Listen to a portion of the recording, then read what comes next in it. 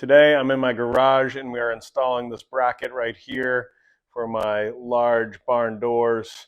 This bracket will keep your door from sagging and really lift it so you can get a smooth. As you can see, the barn doors are fairly large. I've installed the bracket on this one and it works pretty well.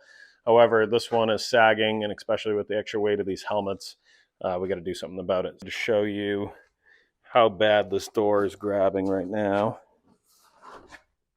That's it. I mean, we are pulling right there. These are the garage door brackets that will be stabilizing your door and giving it some uplift if it's sagging. It comes with these two pieces of hardware and these screws here. One thing I would recommend is picking up one of these impact driver adapters, because that way you can put a 3/8 bit on for these screws for install, and then you can also pick up a deep socket 3/4 for putting that on. Okay, so the first thing you want to do is unscrew this and put this on. Now that we've got this on, we're going to head over to the garage doors and start the install. Now that I've got the screw started, I'm just going to go ahead and lock that in. When you're doing this, you want to make sure that you're actually grabbing into the frame of the door and not just this exterior wood here, because that won't give you any support. Now that I've got those top screws in, you want to make sure that this bar is pointing at a general direction of your corner down here. So when you put this next bar in, it's good to go. You also want to make sure that these holes are facing towards you. Here's the second bar. You would think that this would line up with these holes here, but that would be incorrect. You want to put the side that does not have any holes in, because you're going to put those self-tappers in that side right there.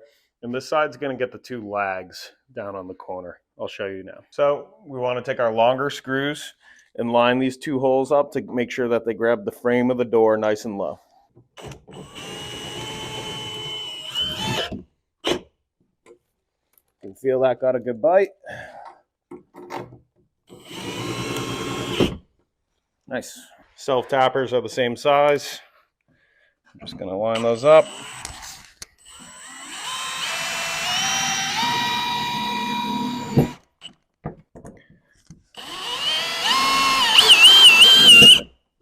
With self-tappers, you definitely want to be careful, because if you over torque them, you'll strip the holes out and it pretty much makes it useless. Good trick, so you don't have to go get your wrench. You can just snug them in like that. Don't even need to turn the drill on. I actually ended up reinstalling this lower, because when it's in here, it's not going to be able to get as much pull as I want. I'm hoping that it goes up a lot. So what I'm going to do is put this here for now, and then after I may move it back into here. First thing you want to do is to wind back this 3/4 to a decent spot, because what you're going to do is crank this top one, so it's going to eat that thread. You want it to be ready for that. Next thing is to get yourself a good strong drill. Put it into 1, so you're getting the torque that you need.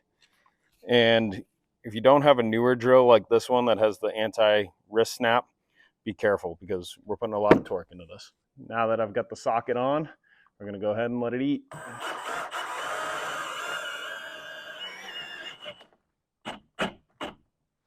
So you can see right away, that's just with the drill, how much torque I was able to get on it and how much lift we were able to get. Here is the honest first review, first time closing the door.